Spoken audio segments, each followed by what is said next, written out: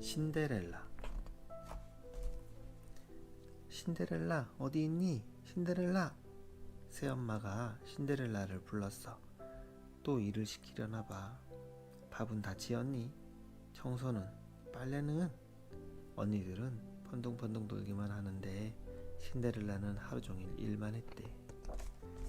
신데렐라도 엄마가 돌아가시기 전까지는 행복하게 살았어. 하지만 엄마가 돌아가시고 들어온 새엄마와 두 언니는 신데렐라를 마치 하녀처럼 부렸대. 게다가 아버지마저 돌아가시자 추운 다락방으로 쫓겨나기도 했단다. 그러던 어느 날이었어. 며칠 후 커다란 무도회가 열릴 것이요. 나라 안의 아가씨들은 모두 참석하시오. 신하가 임금님의 명령을 전했어. 왕자님의 신부를 뽑기 위한 무도회래. 어머나 정말? 빨리 무도회 가고 싶다. 모두들 설레는 마음으로 무도회를 기다렸어. 드디어 무도회 날 아침이야. 신데렐라, 내 드레스 빨리 가져와. 내 신발은 어디 있는 거야? 언니들은 몸단장을 하느라 바빴어. 나도 무도회 가고 싶어. 하지만 신데렐라는 갈 수 없었어. 새엄마가 일을 잔뜩 시켰거든. 잠시 후 새엄마와 언니들은 신데렐라만 남겨둔 채 무도회에 가버렸어. 신데렐라는 너무 부러워서 그만 참았던 울음을 터뜨리고 말았지. 그때였어. 갑자기 주위가 환해지더니 손에 지팡이를 든 할머니 한 분이 나타나는 게 아니겠어? 신데렐라, 왜 울고 있니? 할머니가 물었어. 저도 무도회에 가고 싶어요. 울지 마라, 신데렐라. 내가 무도회에 갈 수 있게 도와주마. 그게 정말이세요, 할머니? 신데렐라는 너무 기뻤어. 어서 가서 호박 1개 하고 생쥐 2마리 그리고 도마뱀 1마리를 구해오거라. 신데렐라는 할머니가 시키는 대로 했지. 할머니는 우선 호박에다가 마술을 걸었어. 마차가 되어라, 얏! 그러자 호박은 멋진 마차로 변했지. 말이 되어라, 얏! 마술 지팡이로 생쥐를 툭 치자 생쥐는 눈부신 털을 가진 말로 변했어. 그리고 도마뱀은 마차를 끄는 마부가 되었대. 하지만 제 옷이... 신데렐라는 다 떨어진 누더기를 입고 있었거든. 걱정 말아라, 신데렐라. 할머니가 신데렐라를 지팡이로 툭 치자 신데렐라의 낡은 옷이 예쁜 드레스로 변했어. 할머니는 신데렐라에게 보석처럼 빛나는 유리 구두도 주었대. 신데렐라, 12시가 되면 마법이 풀리니까 그 전까지는 꼭 돌아와야 한다. 할머니는 신데렐라에게 단단히 일렀어. 네, 할머니, 명심할게요. 신데렐라는 멋진 마차를 타고 궁전으로 달려갔어. 저 아름다운 아가씨는 누구지? 신데렐라가 궁전으로 들어서자 사람들은 신데렐라에게서 눈을 떼지 못했어. 왕자님도 신데렐라에게 한눈에 반해버렸단다. 나와 춤을 추지 않겠소? 왕자님이 신데렐라에게 손을 내밀었어. 신데렐라는 수줍게 고개를 끄덕였지. 그리고 왕자님과 행복하게 춤을 추었어. 땡, 땡, 땡. 벌써 12시네. 이제 곧 마법이 풀릴 텐데 이를 어쩌지? 신데렐라는 왕자님을 뿌리치고 정신없이 뛰기 시작했어. 유리구두 한 짝이 벗겨진 줄도 모르고 말이야. 아가씨, 아가씨! 왕자님도 허겁지겁 신데렐라를 쫓아갔지만 신데렐라를 붙잡지 못했대. 이 유리구두의 주인을 꼭 찾아오시오. 왕자님이 신하들에게 명령했어. 신하들은 온 나라를 뒤지고 다녔지. 하지만 유리구두의 주인은 어디에도 없었단다. 드디어 신데렐라의 집에 신하들이 찾아왔어. 새엄마는 언니들에게 억지로 유리구두를 신겼지. 하지만 언니들 발에 유리구두가 맞을 리가 없잖아. 그때 신데렐라가 조심스럽게 말했어. 제가 한번 신어봐도 될까요? 유리구두는 신데렐라의 발에 꼭 맞았어. 드디어 찾았다. 신하들은 신데렐라를 데리고 궁전으로 돌아갔어. 그리고 신데렐라는 왕자님과 결혼해서 오래오래 행복하게 살았대.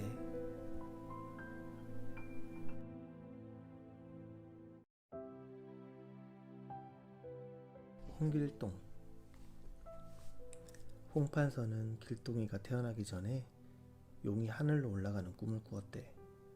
서자로 태어난 길동이는 아버지를 아버지라고 부를 수도 없었어. 하지만 길동이는 공부도 무예도 열심히 익혔단다. 홍판서에게는 초란이라는 또 다른 부인이 있었어. 성질이 못됐고 욕심도 대단했지. 고약한 부인은 길동이가 홍판서의 사랑을 받는 게 못마땅했나봐. 그래서 몰래 무당을 불러서 길동이를 없애려고 궁리했대. 어느 날 밤 길동이의 방에 자객이 들어왔어. 길동이는 둔갑술로 얼른 몸을 숨겼대. 그리고는 자객의 뒷덜미를 잡고 호통쳤지. 왜 나를 해치려고 하느냐? 마님이 큰 돈을 준다기에. 자객은 사실대로 털어놓았대. 집을 떠나기로 마음먹은 길동이는 보찜을 메고 터벅터벅 길을 나섰대. 길동이가 깊은 산속에 이르렀을 때였어. 저게 뭐지?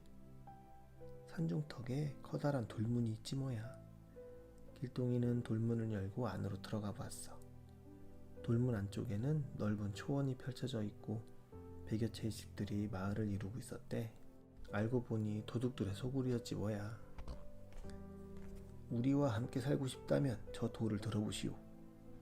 우두머리의 말에 길동이는 큰 돌을 번쩍 들어 올렸단다. 우와, 대단한 장사다. 도둑들은 길동이를 우두머리로 모셨대. 홍길동은 부하들에게 글과 무예를 가르쳤어. 그리고 무리의 이름을 활륜당이라고 지었단다. 가난한 백성들을 돕기 위해서였지. 어느 날 부하들이 홍길동에게 말했어. 두목님, 백성들은 굶주리고 있는데 스님들은 매일 배불리 먹고 있답니다. 홍길동은 스님들을 혼내주기로 했어. 다음 날 홍길동은 쌀가마니를 지고 절을 찾아갔단다. 스님들은 쌀가마니를 받자마자 밥부터 짓더니 허겁지겁 먹지 뭐야. 와대대 퇴퇴 으. 갑자기 스님들이 밥을 뱉어냈어.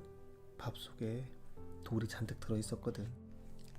홍길동은 창고를 열어 백성들에게 식량을 모두 나눠주었단다. 또 나쁜 관리들을 찾아 혼내주기도 했어. 활빈당의 소문은 온 나라에 퍼졌지. 홍길동에게 재물을 뺏긴 관리들은 점점 늘어갔어. 모두들 홍길동이란 이름만 들어도 벌벌 떨었대. 관리들은 홍길동을 잡으려고 야단이었지. 하지만 홍길동은 동해 번쩍 서해 번쩍 꼬리도 잡을 수 없었단다. 임금님은 홍판서를 다그쳤어. 홍길동은 그대의 아들이니 잡을 방법을 말해보시오. 길동이에게 벼슬을 내린다고 방을 붙여보십시오. 홍판서는 홍길동의 마음을 잘 알고 있었단다. 임금님은 온 나라에 방을 붙였어. 홍길동에게 병조판서 벼슬을 내리겠노라. 신하들은 몹시 못마땅했지. 그래서 홍길동이 나타나면 힘을 합쳐서 잡아들이기로 했어. 얼마 후 홍길동은 구름을 타고 나타났어. 홍길동은 임금님께 큰절을 올리고 나서 말했지. 서자로 태어난 채 한을 풀어주셨으니 이제 무리를 이끌고 나라를 떠나겠습니다. 홍길동은 홍판서에게도 큰절을 올린 뒤 구름을 타고 호련히 사라져버렸대. 홍길동은 부하들을 모아놓고 말했어. 지금까지 우리가 한 일은 나라의 법을 어긴 것이오. 이제 이곳을 떠나 우리 힘으로 살기 좋은 세상을 만듭시다. 옳소! 홍길동의 말에 모두들 손뼉을 치며 좋아했단다. 홍길동은 부하들과 배를 타고 먼 길로 나갔어. 긴 항해 끝에 섬 하나를 발견했지. 홍길동은 그 섬에 율도국이란 나라를 세웠대. 율도국은 양반과 상놈의 차별이 없고 잘 살거나 못 사는 사람도 없었어. 모든 사람들이 평등한 나라였단다. 하지만 율도국이 어디에 있는지는 아무도 모른대.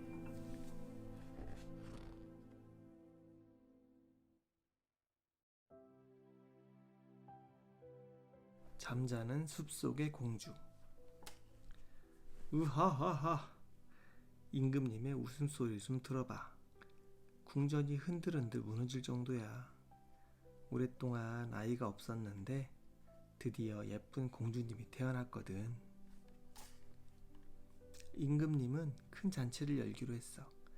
그런데 한 가지 걱정이 생겼단다. 13명의 마녀를 초대해야 하는데 금접시가 12개밖에 없지 뭐야. 마녀들은 꼭 금접시에 음식을 담아 먹었거든. 임금님, 마귀 할멈은 나중에 초대하세요. 임금님의 신하의 말대로 마귀 할멈을 초대하지 않기로 했대. 며칠 후 큰 잔치가 열렸어. 어머, 예뻐라. 초롱초롱한 눈 좀 봐요. 모두들 아기 공주님에게 푹 빠졌지. 그때 12명의 마녀들이 요술빗자루를 타고 날아왔어. 임금님은 마녀들을 반갑게 맞이했지. 마녀들은 공주님에게 축복의 마법을 하나씩 걸어주었단다. 꽃처럼 아름답게 자라세요. 전사처럼 착한 마음씨를 가지세요. 12번째 마녀가 말을 하려고 할 때였어. 나만 빼고 잔치를 하다니. 마귀 할멈이 나타났지 뭐야. 공주가 18살이 되면 바늘에 찔려 죽게 될 거야. 마녀 할멈은 무서운 말을 남기고 사라져버렸어. 임금님과 왕비님은 너무 슬퍼서 엉엉 울었어. 그때 12번째 마녀가 말했지. 공주님이 바늘에 찔리면 깊은 잠에 빠질 거예요. 하지만 100년 후 왕자님의 입맞춤으로 다시 깨어날 거랍니다. 어느덧 공주님은 18살이 되었단다. 공주님은 호기심이 많았어. 높은 탑 위에 무엇이 있을까 항상 궁금했대. 그래서 몰래 탑 위로 올라갔지. 탑 꼭대기에는 작은 방 하나가 있었어. 그런데 할머니 한 분이 방 안에서 물레를 돌리고 있었다는 거야. 할머니, 그 뾰족한 것은 뭐예요? 공주님은 바늘을 처음 보았거든. 이건 물레바늘입니다. 자, 한번 만져보세요. 할머니는 공주님에게 바늘을 건네주었어. 아야! 공주님이 그만 바늘에 찔린 거야. 공주님은 푹 쓰러지고 말았단다. 아무도 내 마법을 빠져나갈 수는 없지. 물레를 돌리던 할머니는 바로 마귀 할멈이었던 거야. 공주님이 잠들자 성 안의 모든 것이 그대로 멈추었어. 임금님은 커다란 고기를 입에 문 채, 왕비님은 포도주를 입에 넣은 채 멈춰버렸어. 음식을 내오던 요리사들도 그대로 멈췄지. 12번째 마녀가 공주님과 함께 모두 잠들게 한 거야. 100년이 지난 어느 날이었어. 이웃나라의 왕자님이 숲속으로 사냥을 나왔어. 아니 저게 뭐지? 왕자님은 나무로 뒤덮인 성을 발견했단다. 성 안에 들어선 왕자님은 깜짝 놀랐어. 성 전체가 깊은 잠에 빠져 있었거든. 저기에도 사람이 있을까? 왕자님은 높은 탑으로 올라가 봤어. 꼭대기 방에는 예쁜 공주님이 잠들어 있었지. 정말 아름답구나. 왕자님은 공주님에게 살짝 입맞춤을 했단다. 그러자 놀라운 일이 일어났어. 잘 잤다. 공주님이 잠에서 깨어났지 뭐야. 물론 다른 사람들도 모두 깨어났지. 임금님은 고기를 꿀꺽 삼키고 왕비님은 포도주를 꿀깍 마셨어. 잠에서 깨어난 요리사는 그만 우당탕 넘어지고 말았단다. 공주님과 왕자님이 결혼하는 날이야. 모두들 공주님의 결혼을 축하해 주었어. 12명의 마녀들도 참석해서 축복해 주었지. 공주님은 왕자님과 오래오래 행복하게 살았단다.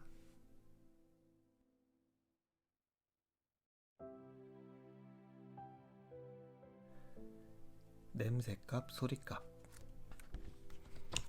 어느 욕심쟁이 영감이 이야기를 한다.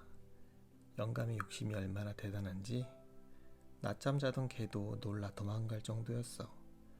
욕심쟁이 영감은 큰 부자였는데 부자가 된 데에는 다 이유가 있었지 뭐야. 꼬그대 꼬꼬꼬꼬.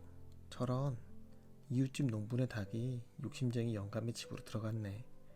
그러자 저 욕심쟁이 영감이 말하는 것 좀 들어봐. 제 발로 들어왔으니 내 닭이지. 농부는 닭을 눈앞에 두고서도 가지고 나올 수가 없었대. 잘못 들어갔다가는 욕심쟁이 영감의 생떼에 걸려들 테니까 말이야. 농부는 울먹울먹 아무 말도 못하고 애써 기른 닭을 빼앗기고 말았지. 이웃집 어느 농부는 농사철에 빌려준 쟁기랑 가래를 고스란히 뺏겼다지 뭐야. 내가 언제 빌렸다고 그러나? 욕심쟁이 영감은 시치미를 뚝 떼었어. 아무리 사정을 해도 못 들은 척 하더래. 욕심쟁이 영감의 바로 옆집에는 마음씨 착한 가난뱅이 농부가 살았어. 농부는 어려운 사람을 보면 그냥 지나치는 법이 없었대. 쌀이랑 옷을 모두 나눠주었지. 어느 날 마음씨 착한 농부가 밭에 나갔다가 돌아오는 길이었어. 아, 이게 무슨 냄새지? 어디선가 고기 굽는 냄새가 나지 뭐야. 아, 냄새라도 실컷 맡고 가야겠다. 농부가 냄새를 따라가다가 멈춘 곳은 바로 욕심쟁이 영감의 집 앞이었어. 농부는 돌담에 턱을 걸치고 정신없이 고기 냄새를 맡았단다. 고기 맛이 어떤가? 그때 욕심쟁이 영감이 나타났지 뭐야. 자, 이제 고기 값을 내야지. 농부는 무슨 소리인지 어리둥절했어. 그럼 고기 냄새만 실컷 맡고 그냥 갈 생각이었나? 고기값이 열량이니 단량만 받지. 예? 고기 굽는 냄새를 맡았다고 돈을 받다니. 농부는 길가에 털썩 주저앉았어. 식구들 생각은 않고 나 혼자 배불리 냄새를 맡아서 벌을 받은 거야. 농부는 한숨을 푹푹 내쉬었대. 어떻게 단량을 구한담? 농부는 걱정이 태산이었어. 아버지, 무슨 걱정거리라도 있어요? 똑똑하기로 소문난 농부의 아들이 물었지. 그러자 농부는 사정 얘기를 했단다. 아버지, 저에게 좋은 수가 있어요. 내일 아침에 열량만 빌려오세요. 아들은 자신있게 말했어. 다음날 날이 밝자 농부는 열량을 빌려왔어. 그리고는 아들과 함께 욕심쟁이 영감의 집으로 갔단다. 동네 사람들도 소문을 듣고 쫓아왔어. 농부의 아들이 욕심쟁이 영감을 어떻게 혼내줄지 궁금했거든. 영감님, 냄새값 받으세요. 농부의 아들이 대문 밖에서 소리쳤어. 신이 난 욕심쟁이 영감은 버선발로 뛰어나왔지. 그런데 그만 문턱에 걸려 넘어지고 말았어. 그 바람에 가축들이 우르르 대문 밖으로 몰려나왔단다. 주인을 찾아서 말이야. 욕심쟁이 영감은 울그락불그락 화가 났어. 빨리 돈이나 내놔. 그러자 농부의 아들은 돈주머니를 흔들었어. 짤랑짤랑 짤랑짤랑. 이 녀석이 돈을 안 내놓고 무슨 짓이냐? 욕심쟁이 영감은 버럭 고함을 질렀대. 농부의 아들은 생긋 웃으며 말했지. 영감님, 돈 소리 들으셨죠? 이게 열량이니까 소리값은 단량입니다. 그럼 냄새값은 다 갚은 거죠? 소리값으로 냄새값을 갚은 게 아니겠어? 욕심쟁이 영감은 웃음거리만 되었지 뭐야.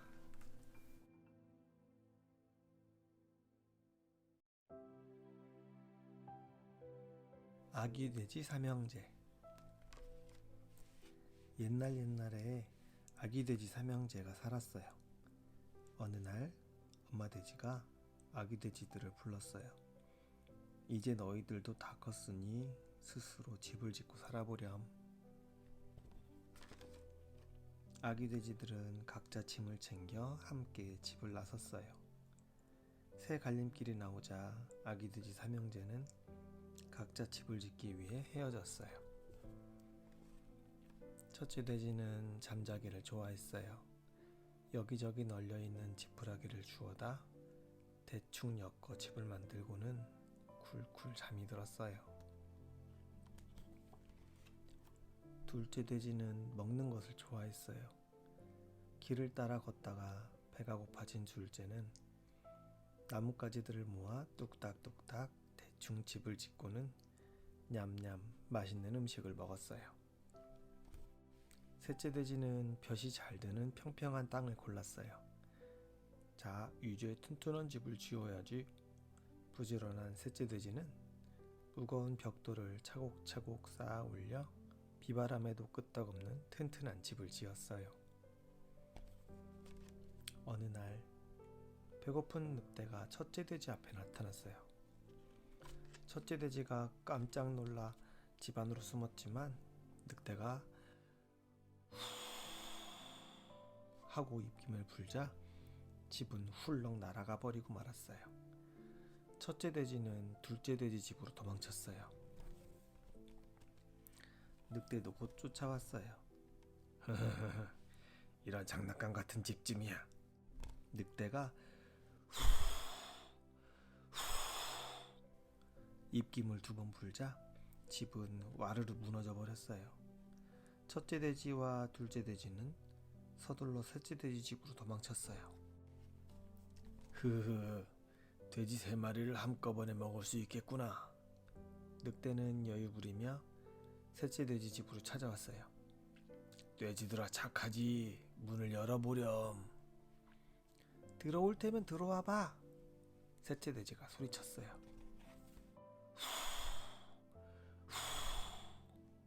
늑대는 힘껏 입김을 불었어요.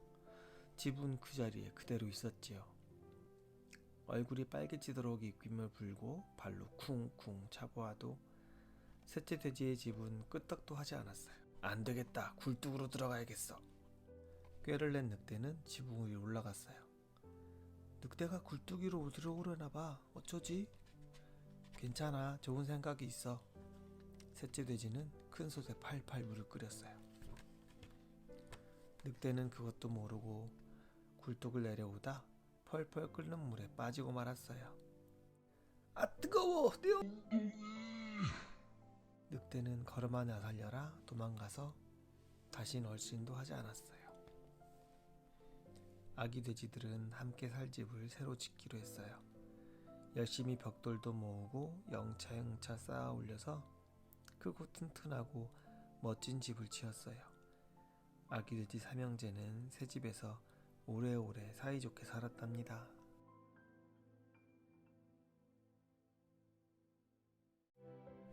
알라딘과 요술램프.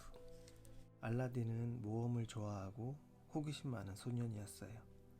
어느 날 시장을 어슬렁거리고 있는데 낯선 아저씨가 다가왔어요. 난 네 삼촌이란다. 오랫동안 여행을 하고 왔지.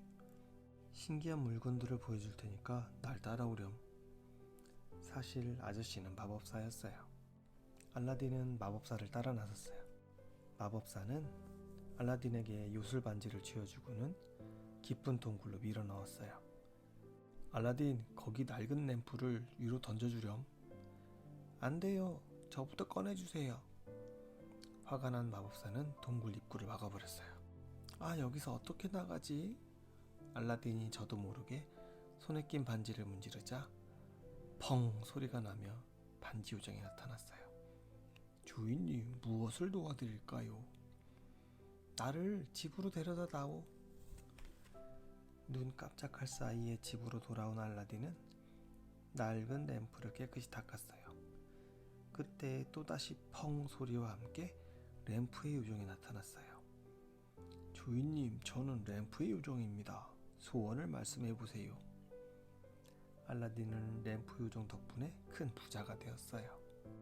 어느 날 알라딘은 거리에 행차를 나온 공주님을 보고 한눈에 반했어요. 그날 이후 알라딘의 머릿속은 온통 공주 생각뿐이었어요.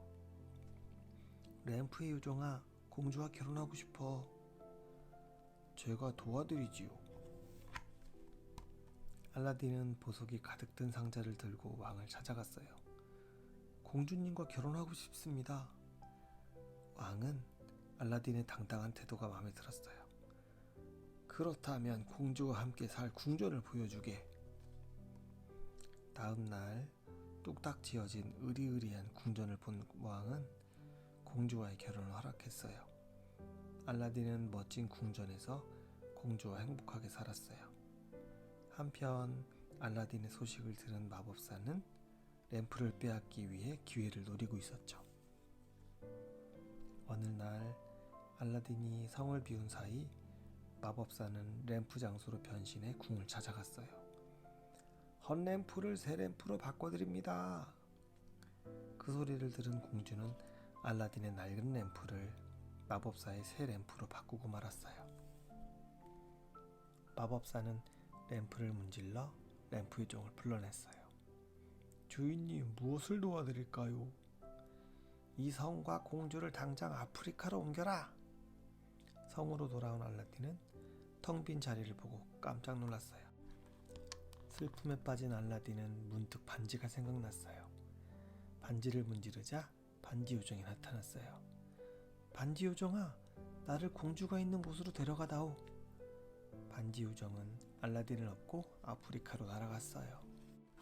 궁전으로 몰래 들어간 알라딘은 공주에게 물약을 건넸어요. 이 약을 마법사에게 먹이세요. 그날 밤 공주는 마법사에게 약을 탄 포도주를 주었어요. 포도주를 마시고 마법사가 깊은 잠에 빠지자 알라딘은 다시 램프를 찾았어요.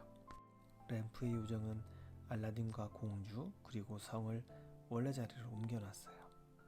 알라딘은 램프를 아무도 모르는 곳에 꼭꼭 숨겨두고 공주와 행복하게 잘 살았답니다.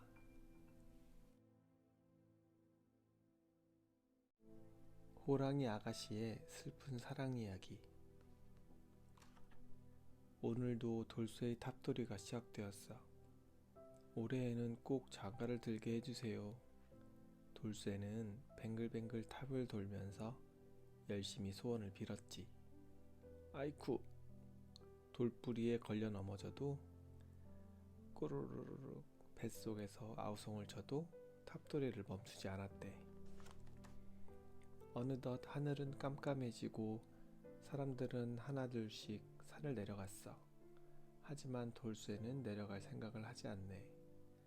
돌쇠 뒤에서 탑돌이를 하고 있는 아가씨 때문이야. 우와, 정말 아름답다. 돌쇠는 아까부터 그 아가씨를 훔쳐보고 있었대. 그래, 한번 부딪혀보는 거야. 돌쇠는 용기를 내어 아가씨에게 다가갔어. 저는 아랫마을 사는 돌쇠라는 사람이올시다. 그러자 아가씨는 돌쇠를 쳐다보며 빨갛게 볼을 붉혔어. 사실은 아가씨도 돌쇠를 좋아하고 있었던 거야.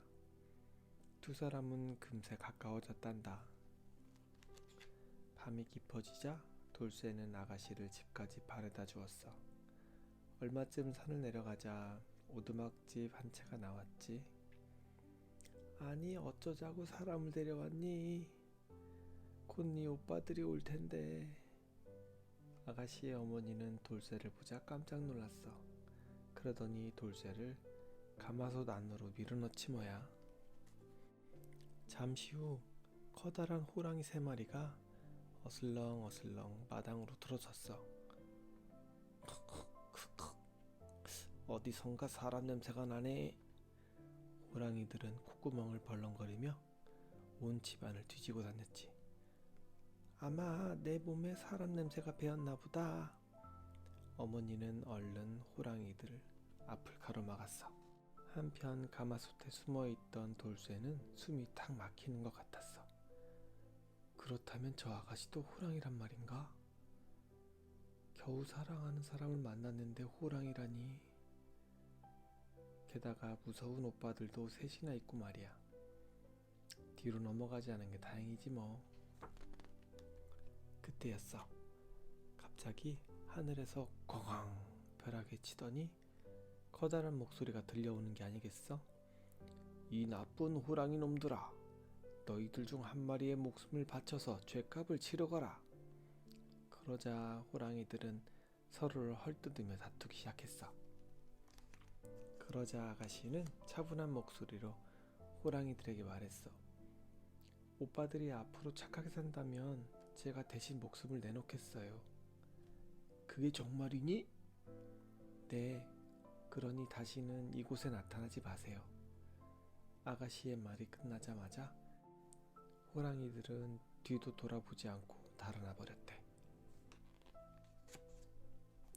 호랑이들이 모두 사라지자 돌쇠는 뛰어나와 아가씨의 손을 꼭 잡았어. 아니, 왜 그런 약속을 했소? 그렇지 않았다면 오빠들이 도련님을 찾아내 잡아먹었을 거예요. 아가씨의 대답에 돌쇠는 아무 말도 할 수 없었대.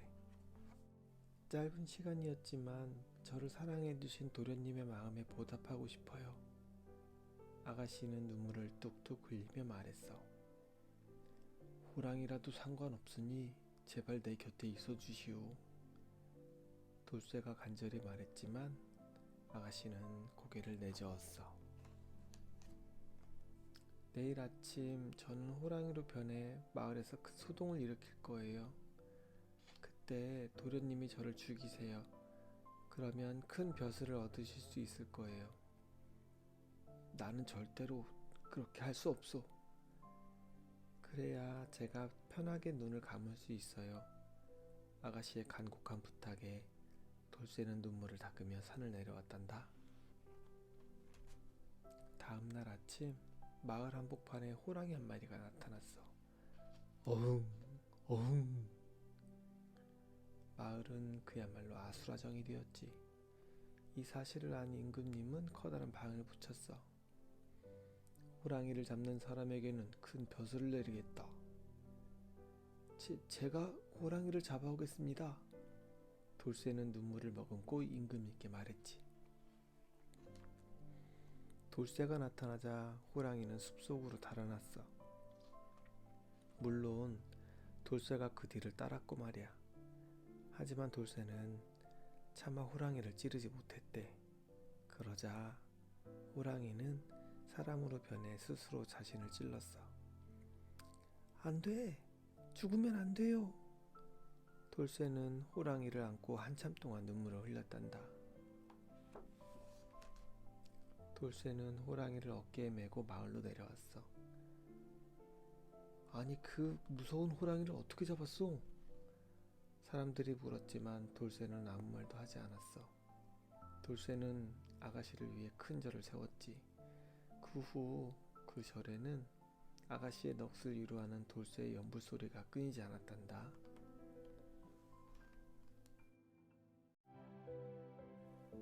피터팬.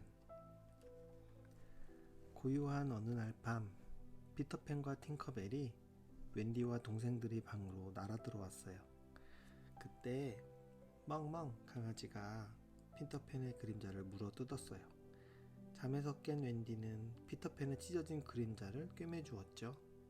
고마워 웬디, 네 도토리 목걸이를 선물로 줄게. 나는 피터팬이야. 우리 아이들만 사는 네버랜드에서 왔어. 너도 나와 함께 가서 아이들의 엄마가 되어주지 않을래? 그래, 좋아.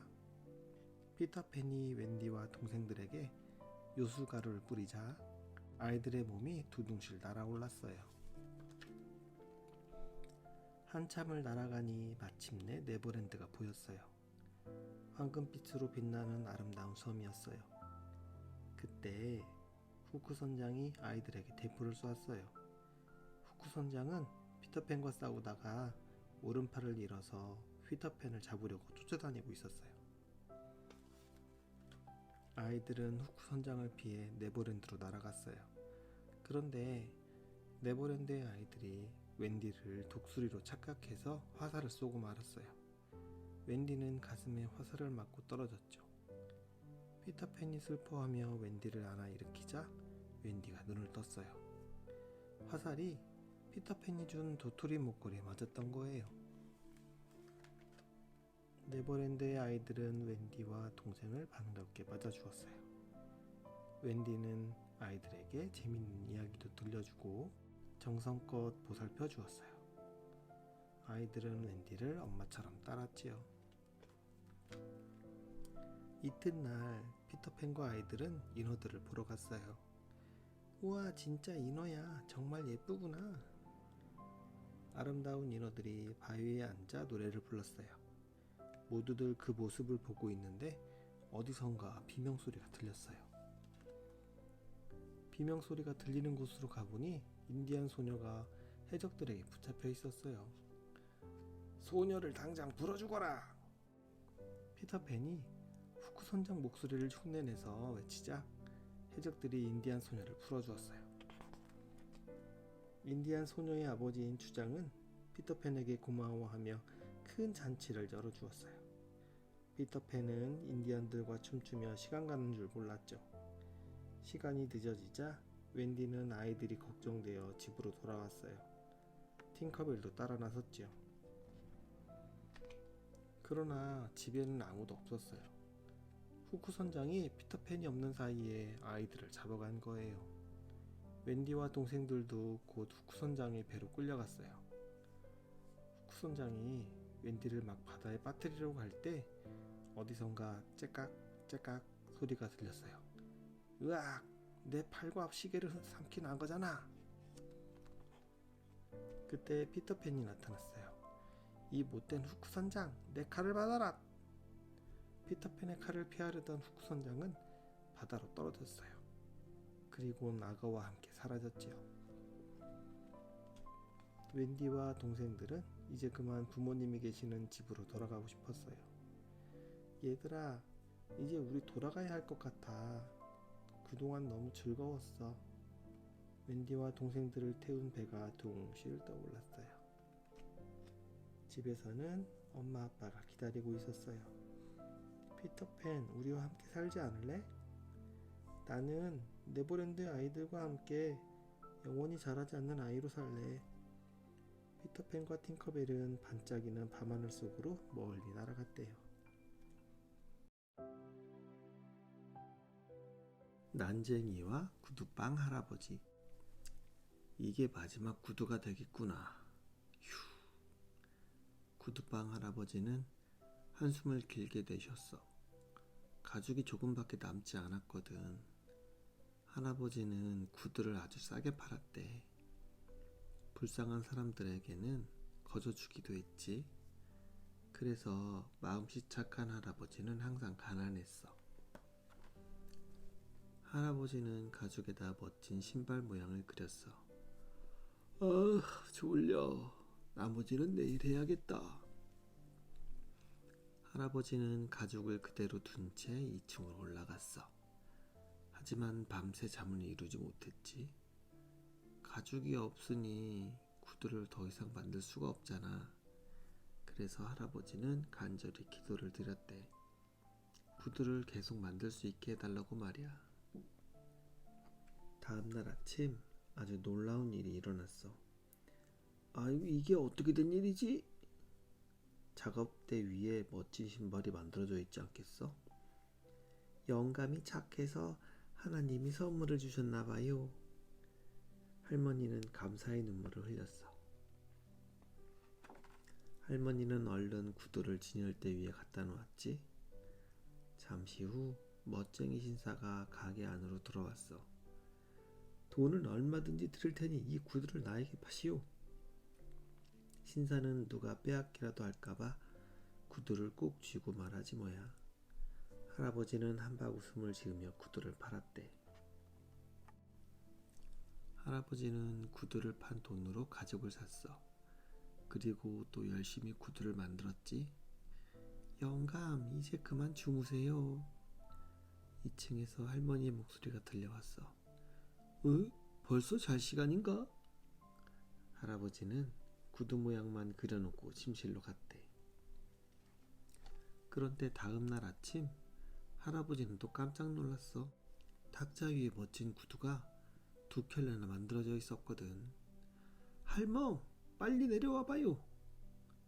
할아버지는 큰 소리로 할머니를 불렀지. 어머나 세상에. 할머니는 너무 놀라 뒤로 벌렁 넘어졌대. 할아버지가 진열대에 구두를 갖다 놓자마자 손님 2명이 한꺼번에 들어왔어.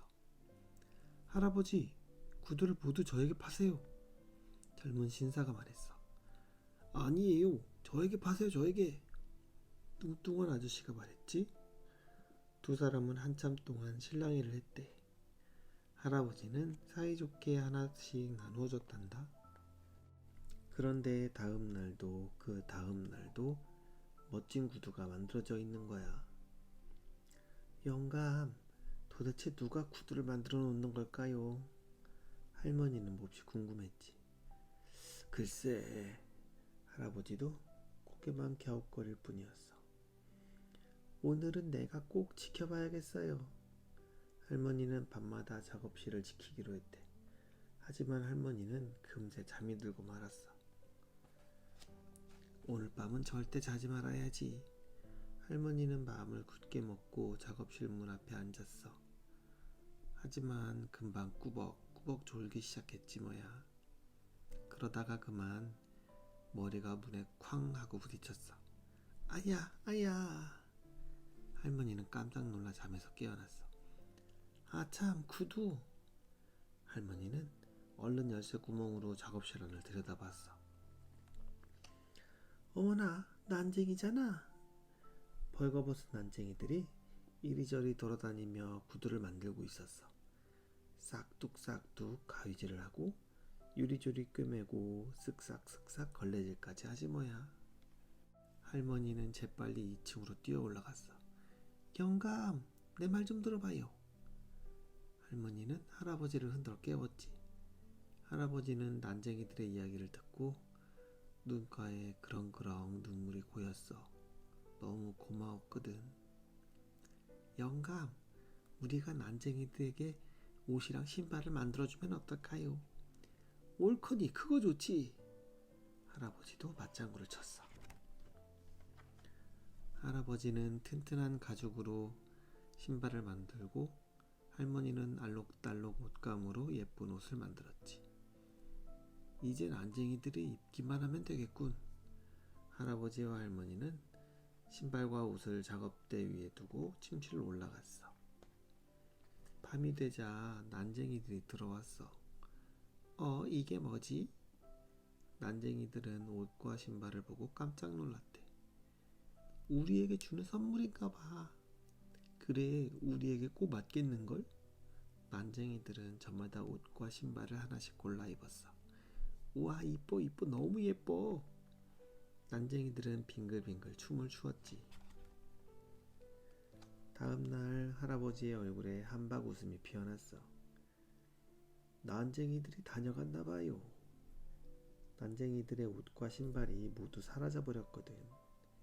이제 난쟁이들은 더 이상 오지 않았대. 하지만 할아버지의 구두방은 손님들로 넘쳐났지. 할아버지는 큰 부자가 되었어. 돈을 많이 벌었냐고? 아니야. 할아버지는 가난한 사람들에게 모두 나눠 주었는걸? 할아버지와 할머니는 마음의 부자가 된 거야.